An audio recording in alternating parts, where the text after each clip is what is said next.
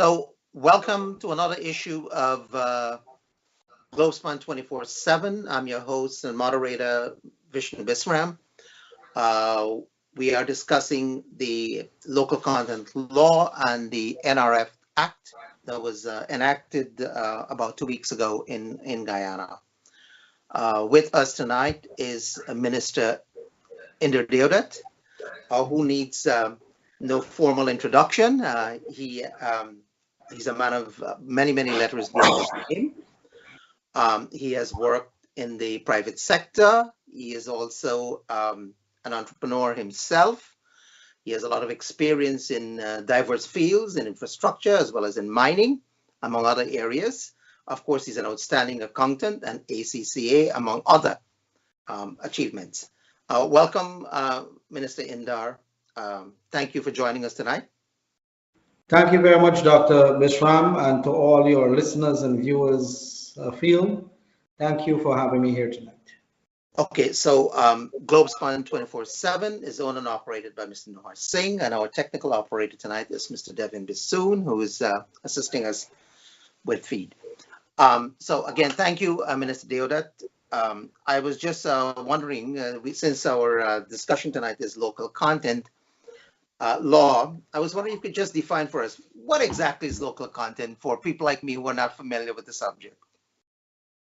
Okay, well, first, let me just give you some background. You hear me clearly?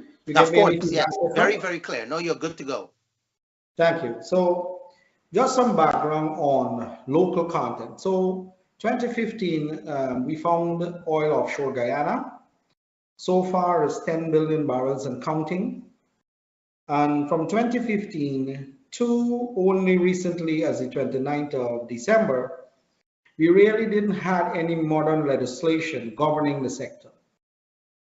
When I was part of the private sector, one of the leaders of the private sector, the president of the Chamber of Commerce and Industry in Guyana, in 2017, I first raised the issue about local content. Now, at that time, it was not a term that was au fait to a lot of Guyanese, even in the business community. But knowing the person that I am, I learned of what it was, and I did extensive research on it. I actually read legislation from 17 different parts of the world that oil and gas has been produced, and either they have a local content legislation or policy or not at all. So local content really is the amount of local participation and content that Guyanese are putting in the form of goods and services in the oil and gas sector. So the definition for local content really is key. So that definition really, which is the goods and services that Guyanese provide in the oil and gas sector, captures a wide area of businesses, because the operators in Guyana themselves would produce report to the government saying that local content, that they're doing a lot with local content, meaning they're having a lot of Guyanese businesses participate. So it's really the monetary value of inputs from the supply of goods and the provision of services by Guyanese nationals or Guyanese companies, right, in the oil and gas sector. So that is really the definition by actual wording from the law itself. So it applies not to the quantity of goods, but to the quantity of money, the monetary value. Yes, it is the monetary value of inputs from the supply of goods and the provision of services by Guyanese or Guyanese companies in the oil and gas sector in Guyana. And it's both goods and services. It doesn't have to goods be and services. Yes. Okay. Goods and services. And so a law was passed about 2 weeks ago, mandating local content in goods and supplies services to Exxon. Prior to that, I think the first delivery of oil was about, I think it was December 2018, was it? Or 2019? 2019, yeah. And the coalition government was in office. And as best as I could recall, there was no such thing as a local content law, and therefore it could not have been enforced from then till now. Well, that's correct, Dr. Bisram. That's correct. So let me just give you a quick synopsis. So Yes. regardless of the production of oil, for you to arrive at the production of oil, where you have an FPSO, which is a floating an offloading facility, you call it FPSO, floating production and an offloading facility, right? A storage facility is a large ship. So before you have that out there and hook up to the pipes that take you to the ocean floor, before you arrive at that place, you'll have to do seismic work. You'll have to do drilling operations. You'll have to do appraisal well operations. You'll have to actually do, you'll actually have to do the pre-setup subsea structures laying on the sea floor. You have to install the manifold, all the pipe weldings. You have to bring it up, and then you will have to hook up the FPSO, and then you will have to commission that for production. So that entire long process there takes years. In Guyana's case, it took about 5 years. So that whole process there, this legislation now deals with every aspect of it, because every aspect of that operation requires some kind of operations in Guyana, and the law now applies to that. So we call it petroleum activities, right? So although the previous government, you talk about when we start producing, the process of arriving at production, local content, the legislation applies, and prior they didn't have anything to enforce, as you rightly say. So what happened is that Guyanese people, a lot of Guyanese businesses, Guyanese as well, we could not have gotten as much as we could have from the sector, because this sector is one that works with a relationship, long history with vendors and so on, between tier 1 contractors and so on. So Exxon being the operator, and it doesn't just apply to Exxon, it applies to every operator in Guyana. You have Tullow, CGX, you have Repsol, you have others, you have persons who farm into blocks offshore. So every operator, and then their tier 1 contractors too. So the tier 1 contractors that operate in Guyana are the biggest in the world. You'll find them in the North Sea, you'll find them in Canada, you'll find them in the Gulf of Mexico, you'll find them off Ghana, you name it. The same tier 1 contractors out there, a lot of them are here. So it also applies to the tier 1 contractors too, because the operators tend to farm out the work to these tier 1 contractors. So they get the bulk of the operation of the work.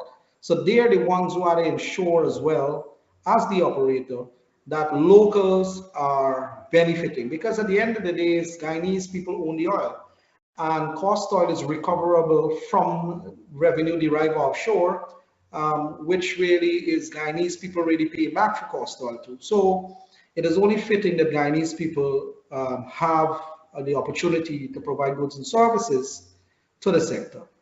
So that is really the crux of the matter, that you didn't have any in the private sector. When I led it for 2 years, if you put me in the corner of the street on a cartoon, I will call for local content. I fought for local content, and then the president after me, which is Nicholas Boyer, the chamber, he fought for local content. When he came out of his 2 term at the chamber, Timothy Tucker, who is now the current president, he fought for local content. So the Chamber of Commerce in Guyana has fought for this, and the chamber have a broad cross-section of businesses as members, about 500 plus businesses that are members of the Chamber of Commerce. And then you have the private sector commission of Guyana, you have the Guyana Manufacturing Services Association. Everybody call for local content. So the legislation, our government, the PPPC government, when we were campaigning, we made it a campaign promise that we'll put in legislation, not a policy, but legislation, because legislation is more binding and it have more effect. So the law was passed on the 29th after 5 long years of the previous government kicking it into the green field in the mosaic of consultation. They call it consultation, one draft after the other after the other. I remember seeing multiple drafts of policy, never legislation. So I want to put on record, Dr. Bisram, that tabling this legislation in Parliament in December, I think it's December 15th, and then on the 29th, we had the debate and the voting. Tabling this legislation was an act of bravery on the part of our government, because the operators in the tier 1 contracts didn't want it. The foreign companies operating in Guyana, taking the cream off of the contracts, didn't want it. Guyanese people wanted it. Guyanese businesses wanted it. So it was an act of bravery to take this bill to Parliament. It was also a commitment that we made to the people of Guyana, right? And it was also history in Guyana to have this kind of legislation. Now, I will go through the legislation quickly, if you would allow me, and talk about some of the main points that makes it a very good legislation, if you'd allow me. Please. Good. So the first thing is that the legislation, the definition of a Guyanese company has changed. Now, everybody can jump off of a plane and go to a lawyer's office and register a company, and they're deemed Guyanese. So, but they have not paid taxes over the years. They've not employed anybody here. They have not employed management people. Their board meetings are not held here. So the legislation defines a Guyanese company as one with beneficial ownership of more than 51%. That is part A of the definition. Part B of the definition is that Guyanese national must hold at least 75% of the executive and senior management position of the company, or 90% of the non-managerial position. So what this definition does is address the substance over form issue about the legality of a company being a Guyanese company.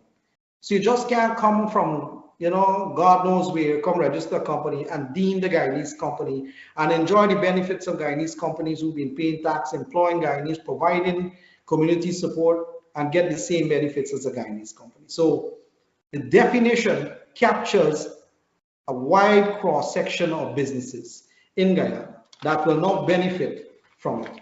Now, there are some structural framework issues that the legislation put in place. For example, there is an advice.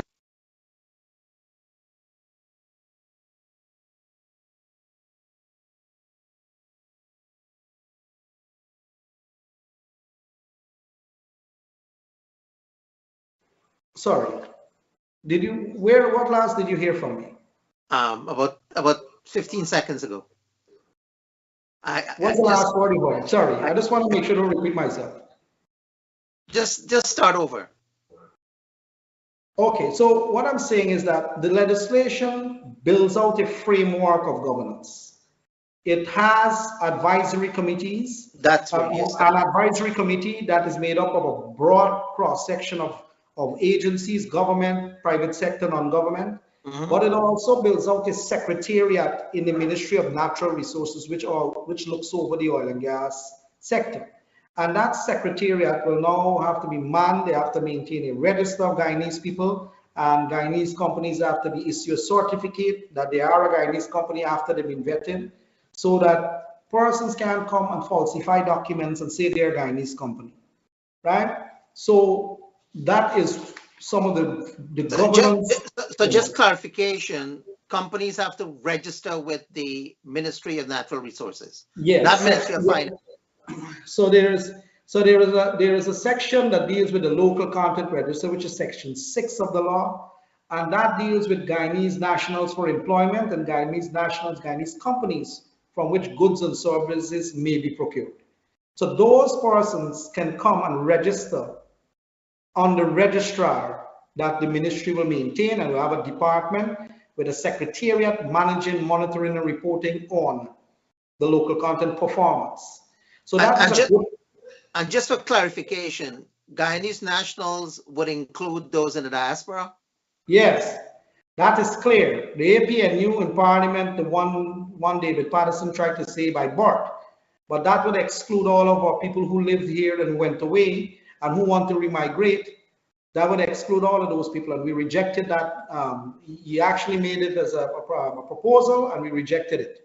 So it's Guyanese people. Once you're Guyanese, you have your birth certificate or your any kind of immigration documents to say that you're Guyanese, or your Guyanese company registered here, and you have your beneficial ownership as Guyanese, 51%.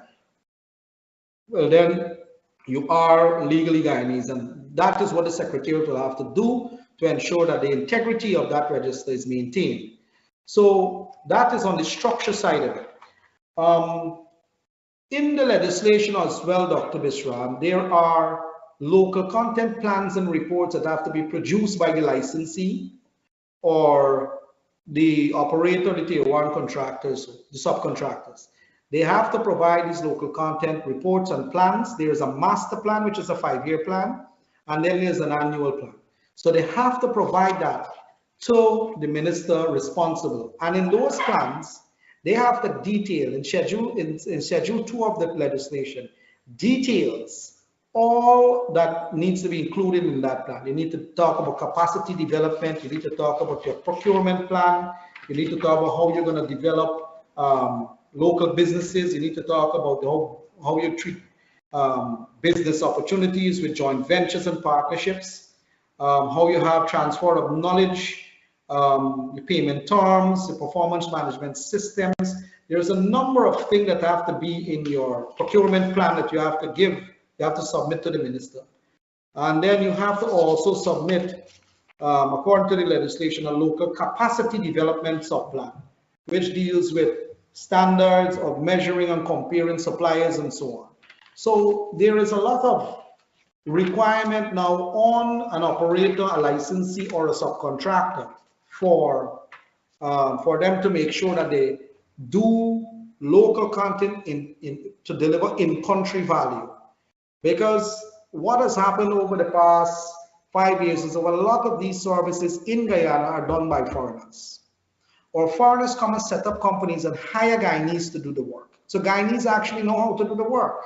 It's just that the majority of the revenues will remain with the owner and either expatriated or retained by the owner.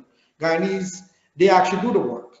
In addition to that, a lot of the work came out of the neighboring island Trinidad, because they are oil and gas producer for about 109 years now. So they have shore bases, they have developed sector. And a lot of the companies in Guyana already work with some of them in Trinidad. So it's easy for them to just migrate that into Guyana. So that makes it more difficult for Guyanese people to actually get involved into the sector. I want to talk about, if you allow me, Schedule 1, the first schedule, they call it. Yeah, I will allow you. Just before we do that, is there a percentage of revenues that must be local content for Guyanese?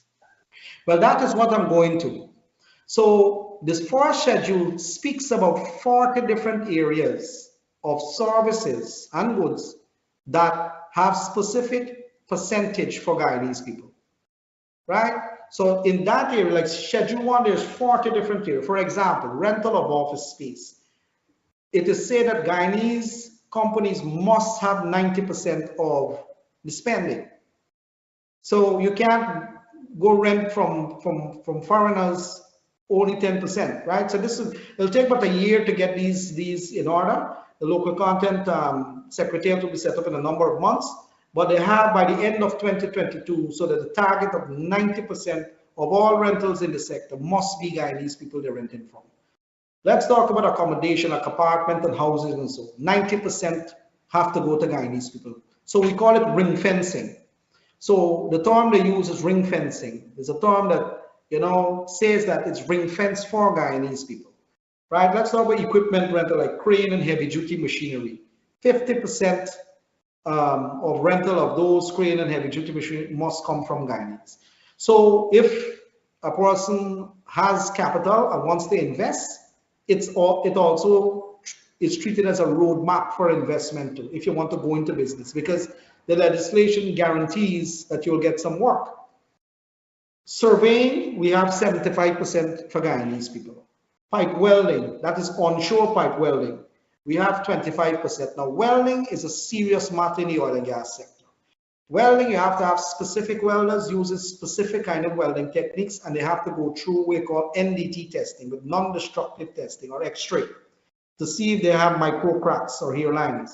Because when you weld something onshore, you send it offshore, the rectification cost is significant, failure cost is significant, spillage is significant. So you have to make sure that you have good welders, trained and certified welders, and so on. So 25% for that for the onshore welding. But let's go to some others, like construction work for buildings onshore. We have 50% right now, and these percentages are for every service. There's a different percentage. Waste management, 75% for Guyanese. Storage, like warehousing, 60% for Guyanese. Janitorial and laundry service, 90% for Guyanese business. Catering, 90% for Guyanese business. Food supply, 75% for Guyanese service. Immigration services, 100% for Guyanese, because Guyanese been doing immigration since a republic. So we know how to do it. We don't need foreigners to come and do immigration work in Guyana. Work permit, visas, in-water activity permit, visa on arrival, 100% for Guyanese. Lay-down yard. So a lay-down yard is where you just have a big open space and you fence it, you have your security and your cameras and so, and you build the ground to hold a particular weight bearing, and you can load pipes and store it there. You can have vehicles, whatever you can do that can be in the sun and the rain, it can go in a lay-down yard, and that we have that as 90% for Guyanese, because a lot of Guyanese have land that they don't know what to do with it.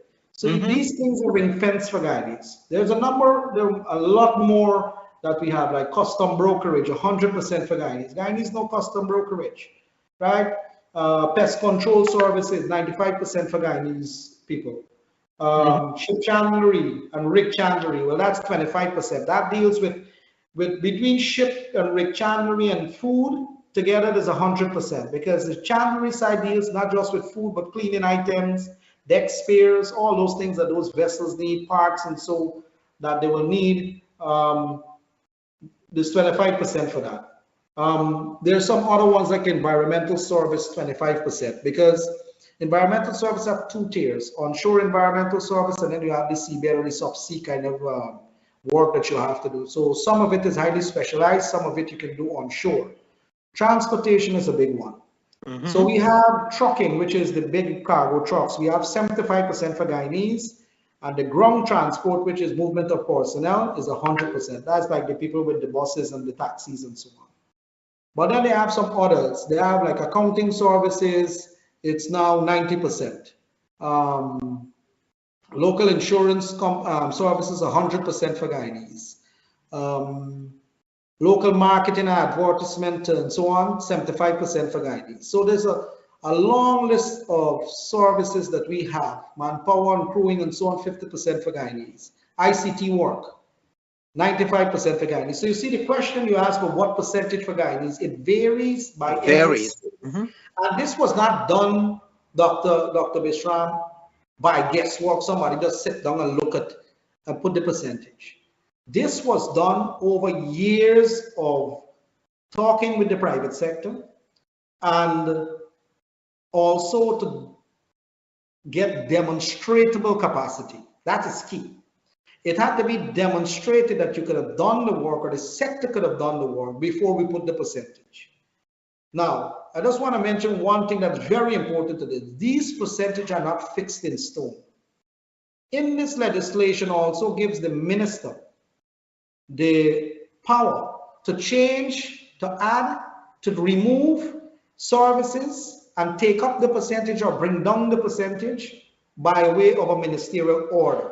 So the document becomes, the legislation becomes a living legislation. It's flexible to the realities of what's going on in the country. It also acts as a roadmap for people who want to invest and to go into this business.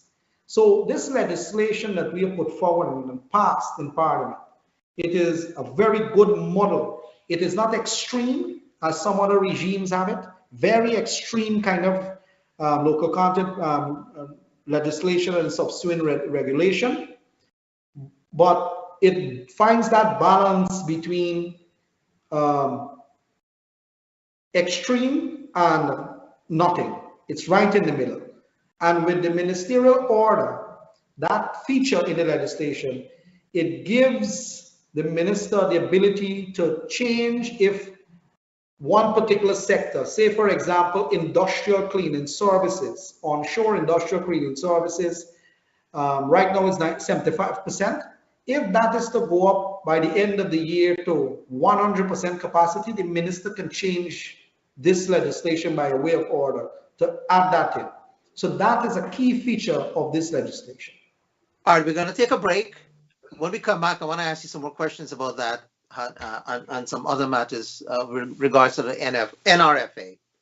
Not a problem. Looking forward to it. Make your vacation a memorable one. Enjoy your trip just as if you are at home. Your music, your culture, and your way to have fun with all you can eat and drink at an all-inclusive vacation. You choose the all-inclusive vacation that suits you. July 14th to July 18th is Bollywood on the beach, plus Indo-cultural in Punta Cana, Dominican Republic. July 21st to July 25th, Christian Community Week in Punta Cana, Dominican Republic. July 28th to August 1st, Curry Duck Curry Competition in Cancun, Mexico. August 4th to August 8th, Caribbean Throwback Week, Punta Cana, Dominican Republic. And August 11th to August 15th, Soca vs. Indian, Punta Cana, Dominican Republic. Seats are available from New York, Miami, Orlando, Atlanta, Newark, Canada, Trinidad, and Guyana. Meet up with family and friends, and plus make new friends at all these inclusive vacations. TravelSpan has your vacations, plus cheap seats to Guyana and Trinidad. Call TravelSpan today at 718-845-0437. That's 718-845-0437. In Canada, call 647-557-6200. In Guyana, call 227-1701. And in Trinidad, call 645-1604. All From One Supplier is pleased to announce its online shipping for West Indian and American groceries. Order online at allfromonesupplier.com and with free shipping and deliveries to any part of the United States. Save time and energy to shop for all of your West Indian groceries from the safety of your home or office. We carry West Indian products like curry powders, meats and fish, dashing bush, pepper sauce, sodas, and your favorite snacks. All From One Supplier has it all. All From One Supplier fulfills and ships your order directly to you. So visit All From One Supplier today to start shopping. Or call All From One Supplier at 718-551-3292 to handle all of your West Indian grocery needs. That's All From One Supplier, 718-551-3292. Free shipping, free deliveries, or curbside pickup from allfromonesupplier.com. Globespan 24x7 continues its efforts to serve the communities. The platform provides for all sides to air their views and discuss solutions. Viewers in Guyana and across the world are participating in these discussions. Globespan's platform offers Guyanese an opportunity to express their concerns and discuss solutions in the political realm, thereby addressing the polarized situation. Discussions also include social ills such as alcoholism, domestic violence, and suicides that have been plaguing the people. The Globespan 24x7 platform connects the diaspora and the world with Guyana. So become a supporter of Globespan 24x7 today by clicking the badge icon on the lower right side of your screen. For only $10 a month, you will be a supporter of Globespan 24x7 initiative and have a badge displayed on your Facebook profile. Help us to continue to serve the communities.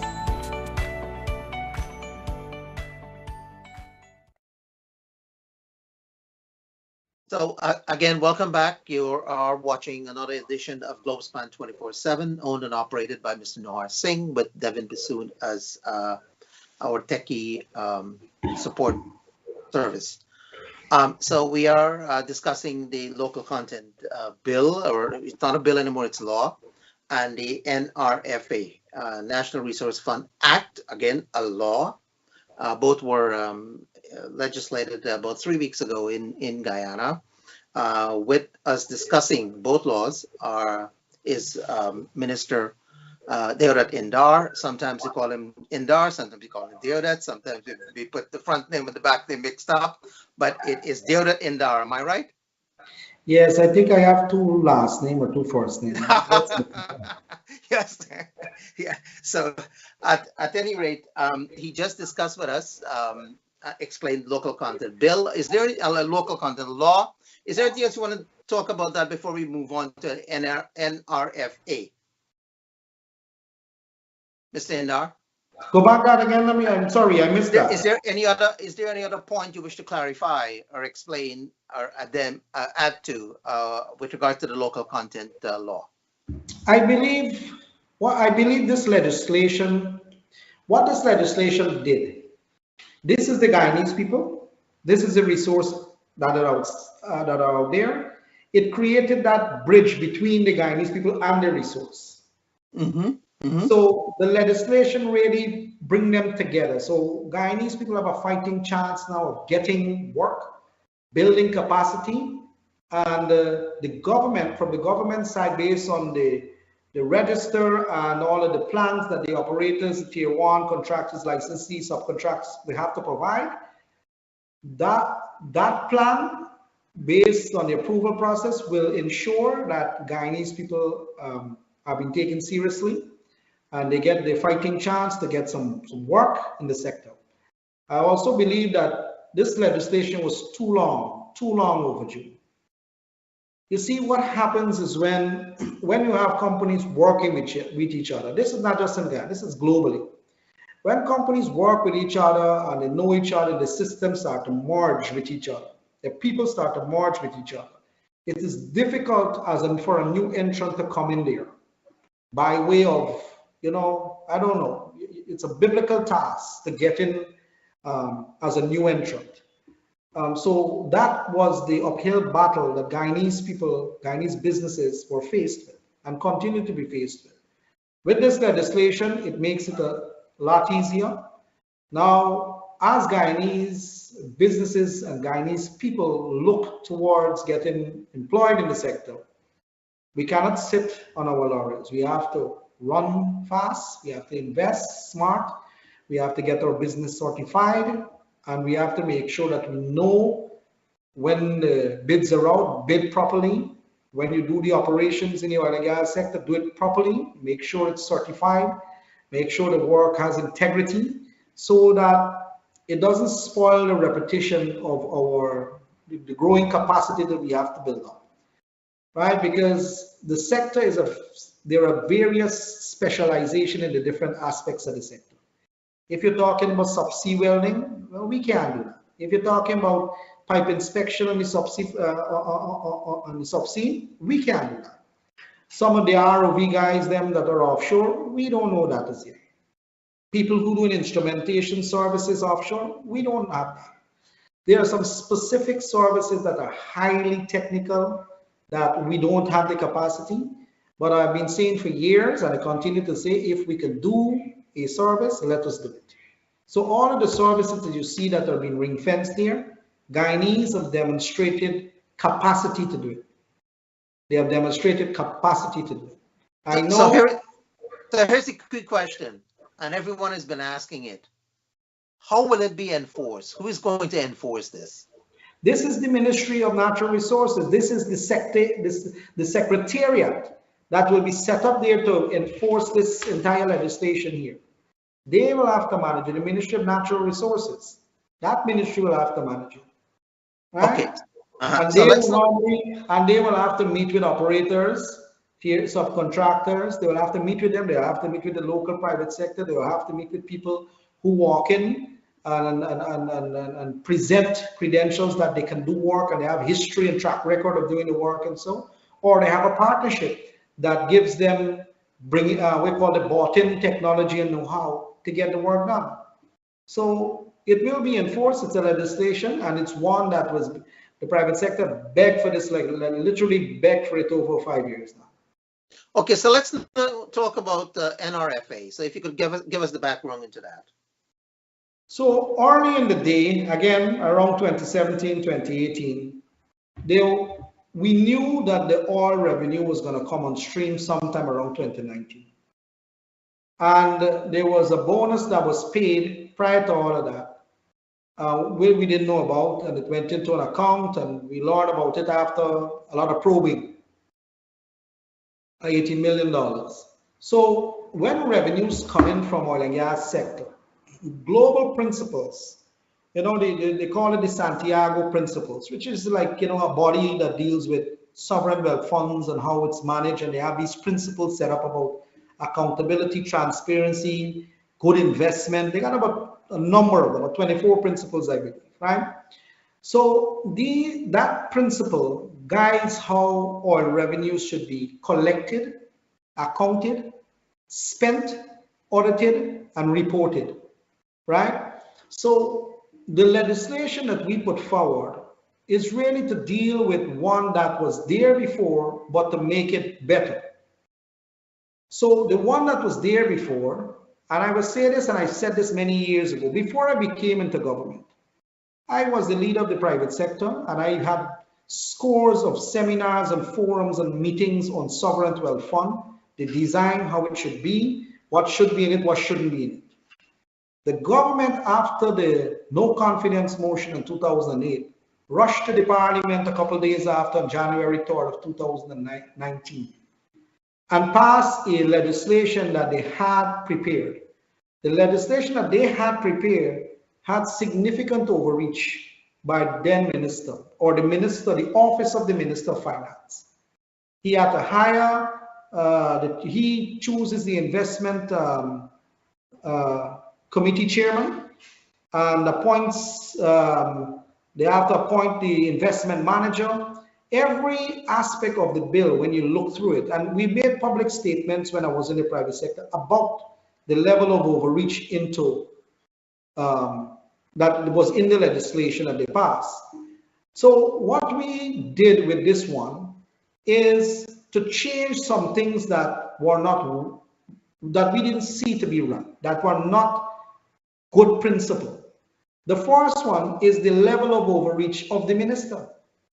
We have actually put in the legislation that if the minister, it fails, the finance minister, who now will oversee the fund to some extent at a distance, because the finance minister can't have his hands mingling in this fund. But yeah, he can give broad direction. So if he does not report on revenues coming into the fund, there's jail time in the legislation for him. That's something that wasn't in the previous one. The legislation clearly speaks on the opening language of the legislation that it conforms to the international principle, the Santiago principles, that deals with good governance and transparency and accountability. The legislation speaks to that. So all of the other limbs of the legislation, the subsidiary proviso in the legislation speaks to good governance, speaks to accountability, speaks to transparency, and speaks to good reporting and other things too. So every aspect of the legislation deals with a governance framework to one, when the money comes, it goes into a lockbox system. That is, goes into an account that the only way you can get money out of the account is by the way of parliamentary approval. And when you go to parliament, you have seen the parliament these days. Every single line item for $2 million, 500,000 is questioned. So and it's not done in parliament chambers alone. They have live feed cameras, they have reporters, they have everybody there. They have all the opposition members there. So any government will have to, before that, when that money goes into that we call account or the lockbox system, for you to draw down, you have to take a proposal to parliament to say we want to spend so much on this project and this is the justification. I have to debate it. So that's the first thing. The second thing is that just like every other good run institution, you set up a board to manage it. this legislation, rather than have that committee, macroeconomic committee that had 21 members, we are putting a board together. And the board will be drawn from the best in society, including a person from the private sector that has to be chosen from the private sector and endorsed and voted upon by the National Assembly, one of the members. You have to have people from financial background, legal background. You have to have those kind of people sitting as the board. And the president is the one who will have to put that together. Now, previously, that was done by the Minister of Finance at that level again. So that is another major change.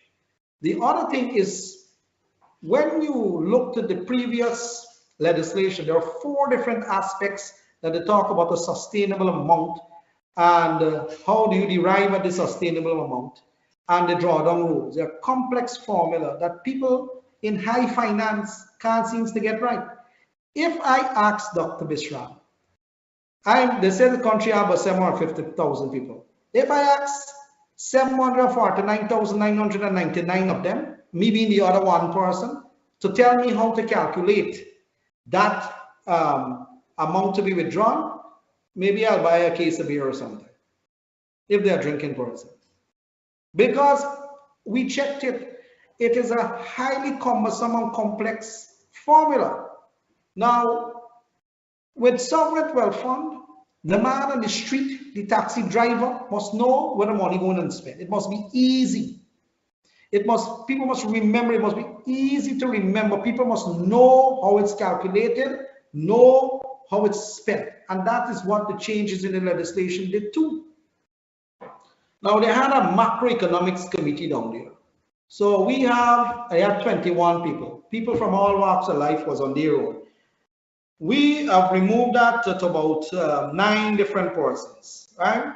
The macroeconomics committee was about 9 different, and it's from different parts of society again, institution, private sector. Now, one of the things that we did with this legislation, right, with the governance side of it, is that the person that was going to be on that board or the committee or the public oversight committee cannot be a member of parliament. So that means no politician, no government politician, nobody can of that section of society cannot be a board member, right? So they can't be somebody who was declared bankrupt. They can't be convicted prior. They can't have family interests or personal conflict of interest with any investments and so on. So it clearly states who cannot sit as a board member, and it takes out the politicians from the legislation, and that is a key change that we have put in, key change. So I want to talk about the Public Accountability and Oversight Committee. That is the committee that we have put in there. So this committee in section 6 of the law, you have a nominee. You see, again, the president shall appoint the chairperson of this committee, a nominee from the National Assembly, a representative from the religious community, 2 representatives from the private sector, 2 representatives from organized labor, 1 representative of the professions. So you see where these people are coming from? From broad cross-section of society. So this is the kind of governance structure that we have put in place with this new law. The investment committee as well. Again, the investment committee has a person here from a nominee from the leader of the opposition, 1 from the private sector, right? So, and I have other members that form part of this investment committee, right? So this legislation that we put in here speaks about transparency, and in the subsidiary provisions of the legislation, various sections, if you pick it up and go through it, you'll see that it does speak to transparency and good governance. And this just a clarification, this investment committee is to invest the fund? The investment committee, yes. So the fund also have different areas in what you can invest, in what kind of products you can invest in, right? So the function of the investment committee really is to deal with the overall objective, is to deal with the investment committee is to deal with the investment of the fund allocation, right? And there are other provisions inside the legislation to deal with the investment committee, but it's to deal with investments, what you're investing, how much you invest, who do you rely on, who are these private managers or the investment managers, and so on. And they have to make their recommendations, and it has a chairman. The chairman is appointed by the president.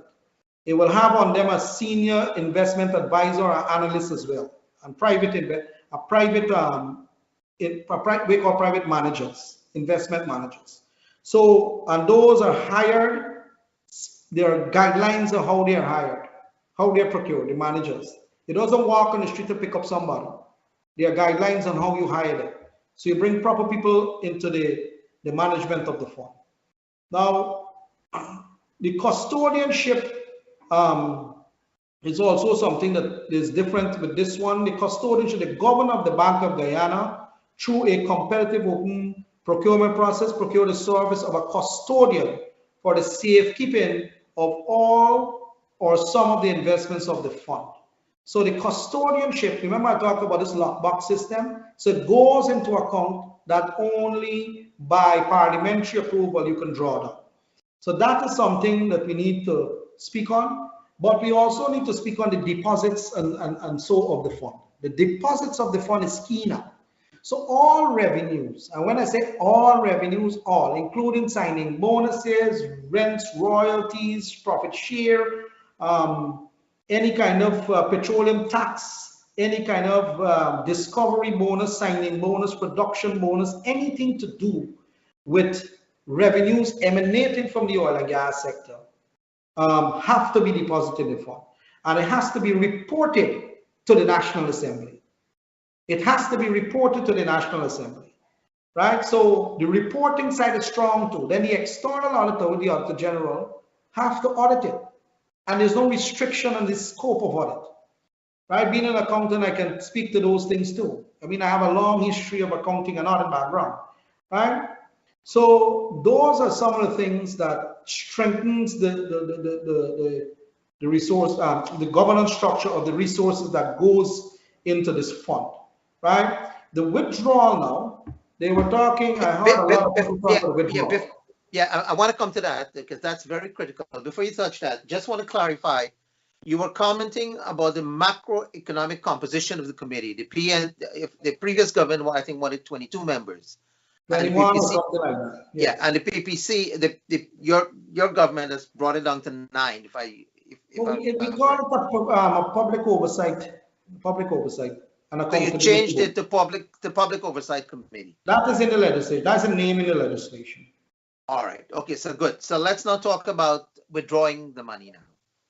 So I'm saying to you, withdrawal of the fund, it has to go to Parliament.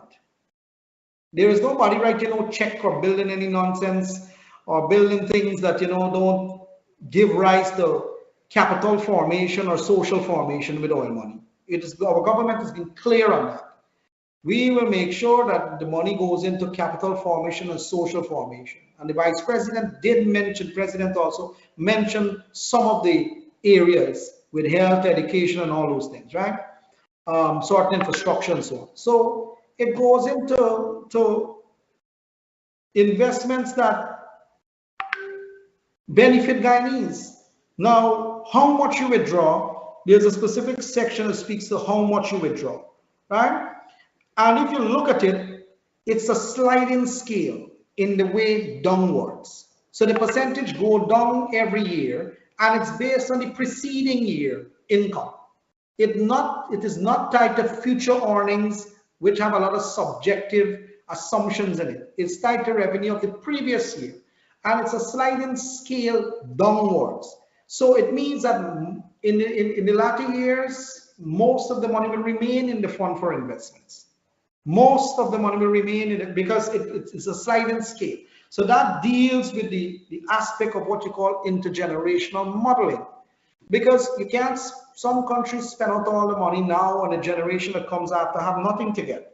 That is not what this legislation is talking about. This legislation is clearly telling you that the drawdown, the amounts, one, has to go to Parliament. Two, it's a sliding scale downwards. And that, I think, is calculate. The first schedule talks about how you calculate the ceiling of annual withdrawals, right? So there are if you check it, there's 6 subsections there.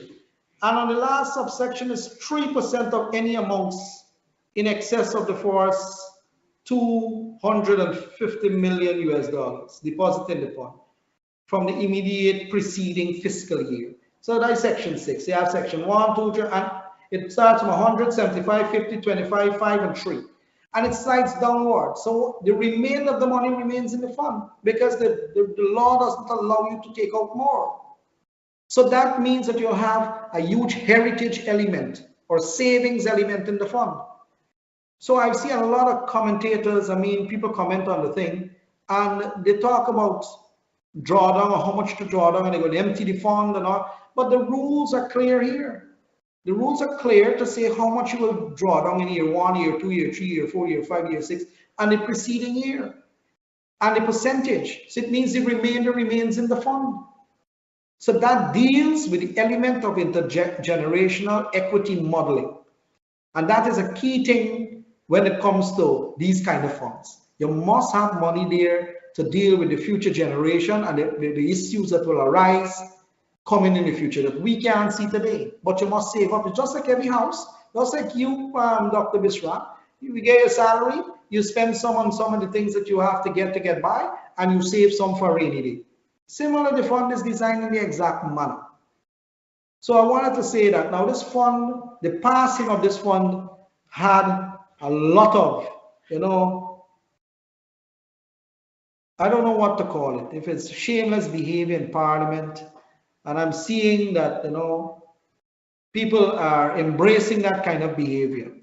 But when we can discourse, deliberate, and debate on legislation that deals with the future of the country, well then, we really need to look back at ourselves. Any legislation that goes before the House is supposed to be debated, so the country can see what is debated, not a person just pull out a line out of the legislation and say this is what the legislation is about. The whole legislation is not seen that way. You need to look at the whole structure of the legislation, how one thing ties into the other, And that would have come out in the debate. So now what we are left to do is deal with all of the taglines and the headlines about the fund. And you have to deal with it.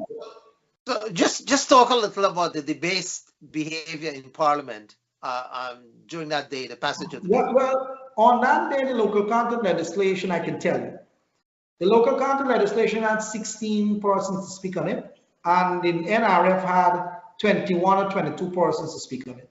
Each person is normally afforded about 30 minutes. That tells you it's whole day, whole night into the next day. That is designed to filibuster. So some of the speakers dropped off on the local content bill, and that was passed with debate. When we went to the NRF, the minute Dr. Singh hit the floor, you start to get chanting, whistle blowing, a motion to put it in a subcommittee. And then when that was gone, they tried to walk into the wells of the Parliament, and the speaker suspended for a short while, and then he came back. He tried to bring order could not be restored. Dr. Ashley Singh went on with his presentation and tabling the bill, and they went over to his desk where he's speaking from, and they were blowing the whistle, and they were trying to take the mic off or something like that, but they were right up in his face. So some of our MPs encircled Dr. Singh so that he can avoid interference, he can carry on with his presentation on the bill. Whilst that was going on, the whistling didn't stop, the noise didn't stop, the interruptions didn't stop. And a couple of MPs on the opposition side, they went sitting where the mace was. So the speaker, people moved the mace from there, and they had it on the desk of the speaker. And all of a sudden, we saw two MPs, I think it's Anna Ferguson and another MP, try to snatch the mace away from in front of the speaker. Speaker held on to it. I think there was a scrabble on there, and the speaker's PA ended up having to hold on to it outside, and they were outside and they were talking all kind of racial slurs to the man on the ground. There are pictures of him on the ground with the mace, he hung in it. So the wall saw that. Nevertheless, the debate continued. The speaker had another mace, and the voting took place. Everybody was in their seat when the voting was called, and the legislation was passed. It is on video. There are pictures. The wall saw it. So the legislation was passed, but it didn't get the kind of debate that was lined up, so that we could go through all of the provisions, as I'm going through some of them with you briefly. We could have done that, but the legislation is in the public domain. Anybody who see fit to read it and understand it can pick it up and read it, both legislation, so they can read and understand for themselves, so they don't have to hear somebody telling them something. They can read it and understand it for themselves. It's in clear language, and they can come up to their own judgment, summation, and conclusion on both legislation. Let's speak about enforcement now of the NRFA. So the enforcement, well, this here is done. The management of the fund is done by the board, right? You have a public accountability and oversight committee, also deals with an aspect of it as well. They have specific mandates. The investment fund and private manager have specific mandate. So that the enforcement of it really is Parliament in the legislation says that you have to take the reports to Parliament. It goes to the Speaker. The Auditor General will have to audit it. It will have to be discussed at the Public Accounts Committee of Parliament.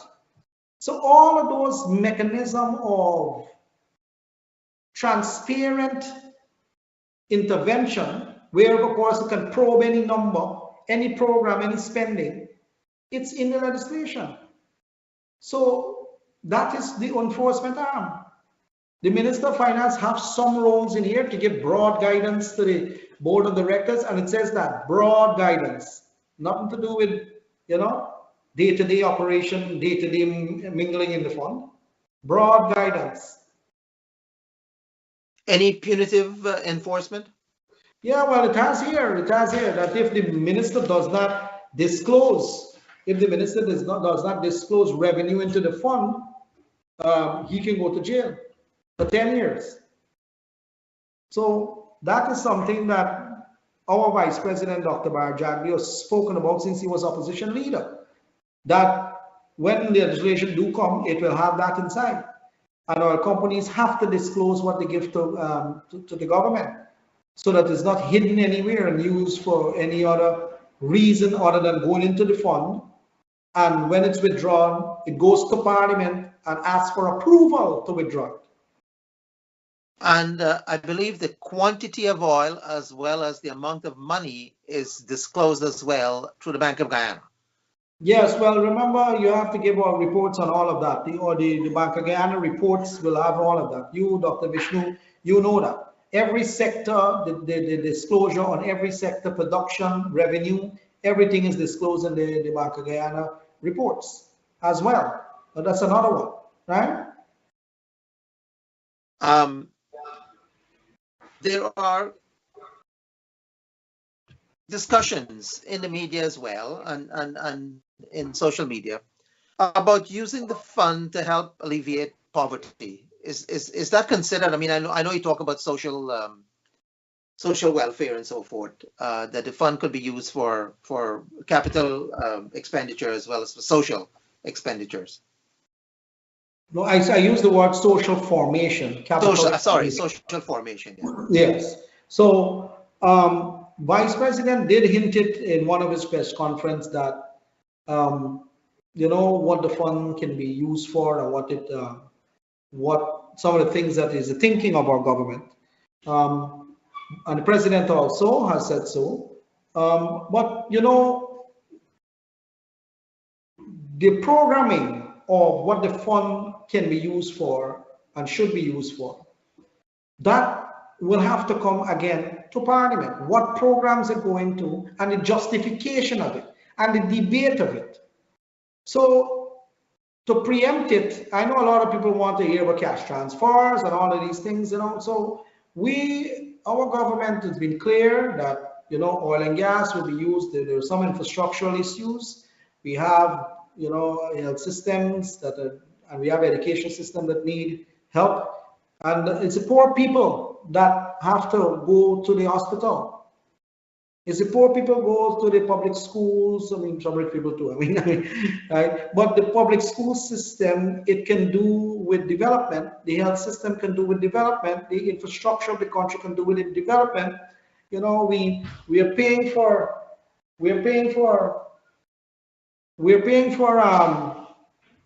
electricity in Guyana, the highest in the region. The highest in the region, right? So those, you know, I'm not saying that the money will go into that, but I'm just telling you some of the major problems that we have in our country that is bugbear day and night are those problems that I just mentioned to you.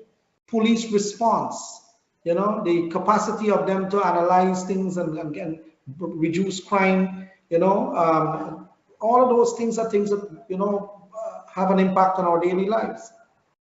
You know, look at some of the infrastructure that we were left with. Look at all of the ports and the harbors, the roads, the bridges. Look at them.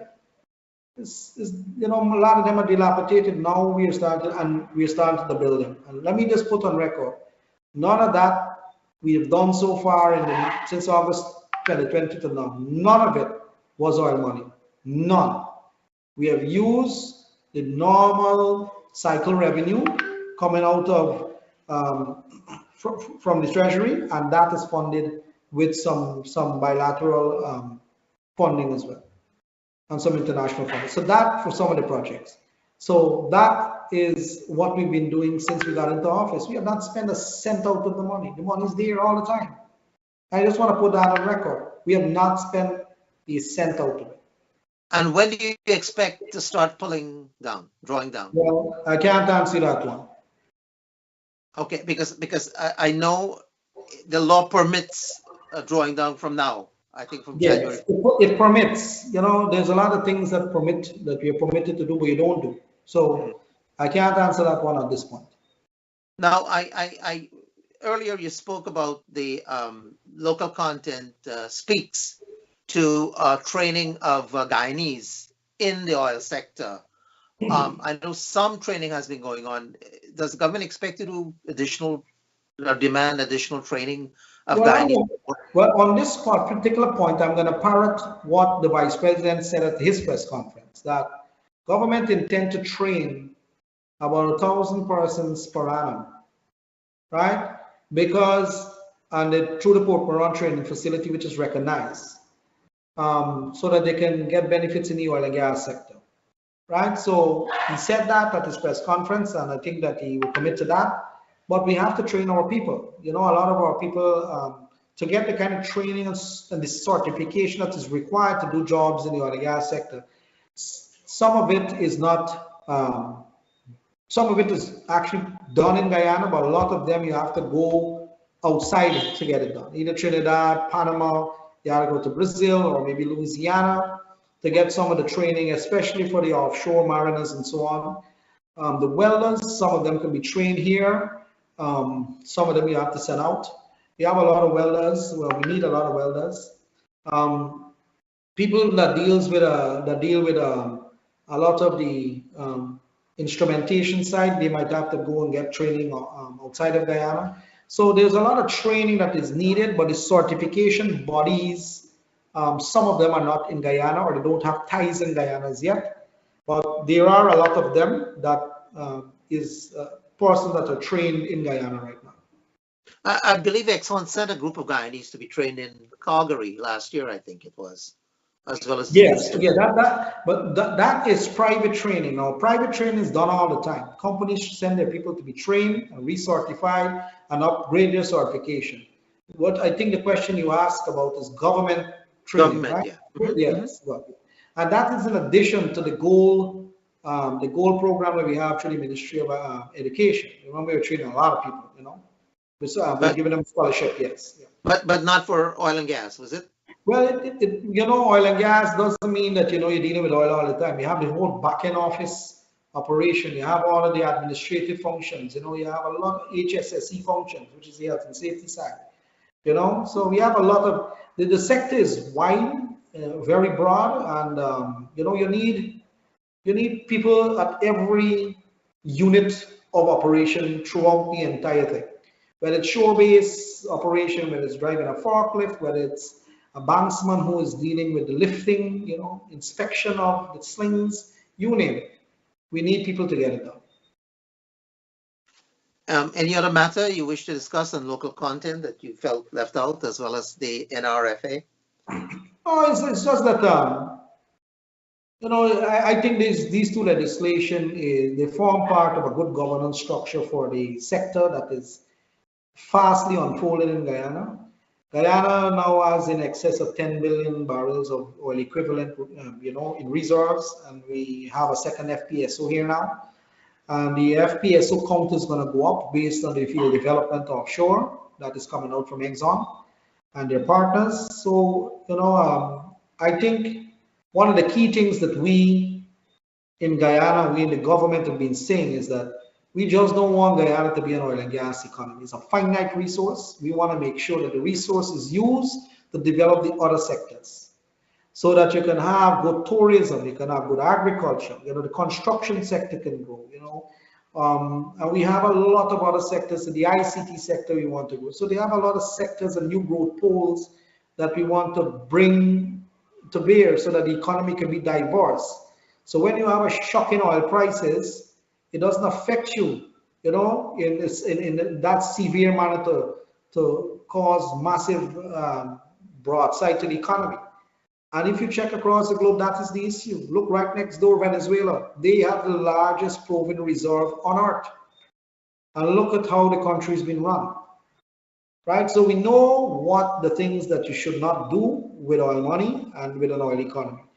Now, one of the things that you should do is diversify your economy. If you check the success stories, the diversification of the economy is key. In light of our role as a global leader with climate change, we have to balance that tightrope between being an oil producer and leading on climate change as well. As you know, Dr. Bisram, our low carbon development strategy that we have put out, it was being there for some 13 years, is a model for the world, and we lead by example, So we have to walk that rope between being an oil producer and a climate leader, which we do. So the government has at the back of its head thinking about avoiding the so-called oil curse. Well, that's every government's, not the back of your head, actually on the table every time you have a sit-down conversation, right? Because, too much investment, too much spending creates, overheating of the economy, and you have to watch that because, you have to really manage it carefully. It's a delicate thing to manage, but we have to manage it. Now, you are associated with infrastructure development. What you want to give us an update of what's happening with well, 2020, roads and bridges?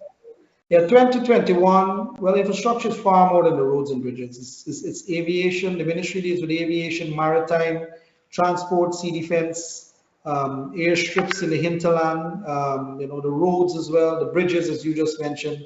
So we have all of the airports, and so we normally deal with. So we have a big responsibility. The budget last year was one of the biggest in the history of the ministry.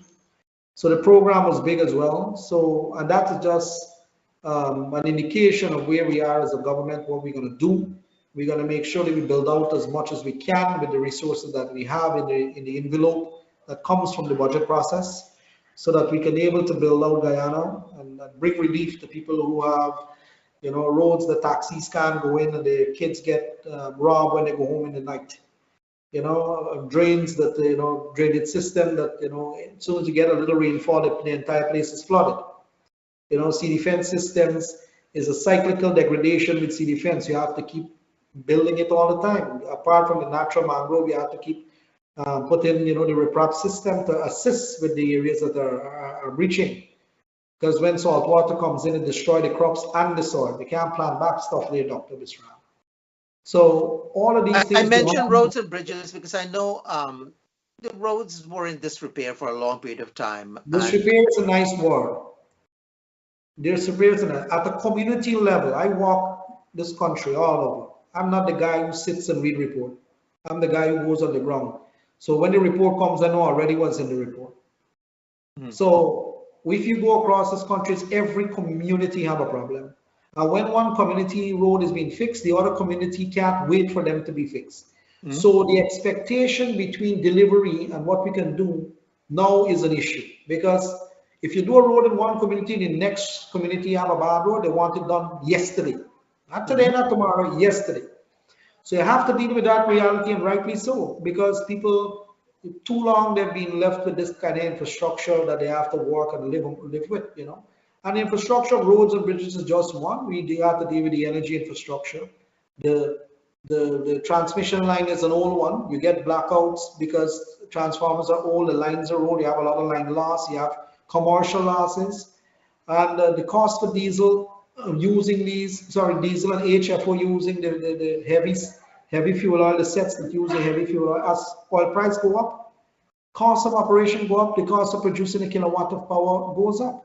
So, you know, you have all of these variables to balance and to manage.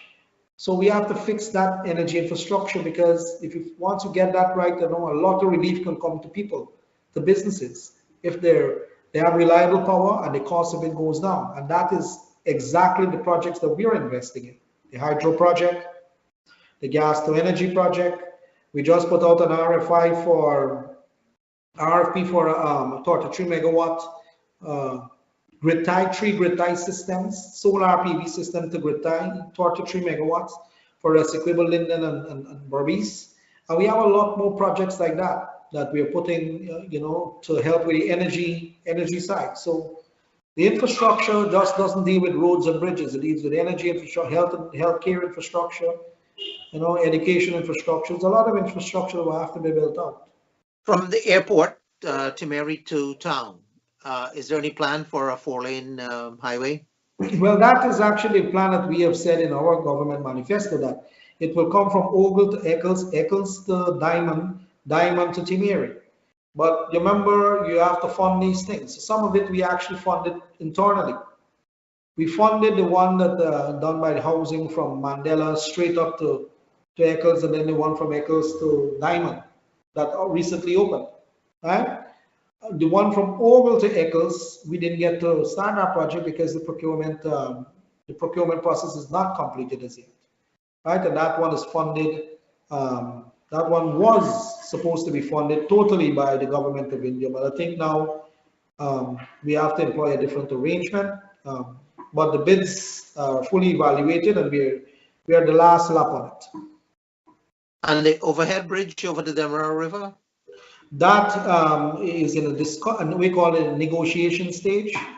So once that is completed, we should be able to bring that to finalization as well. So both of these projects are at the procurement stage, negotiation stage.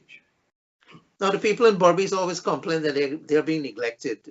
Any plan for a 4-lane highway on the quarantine? Actually, that is far from the truth.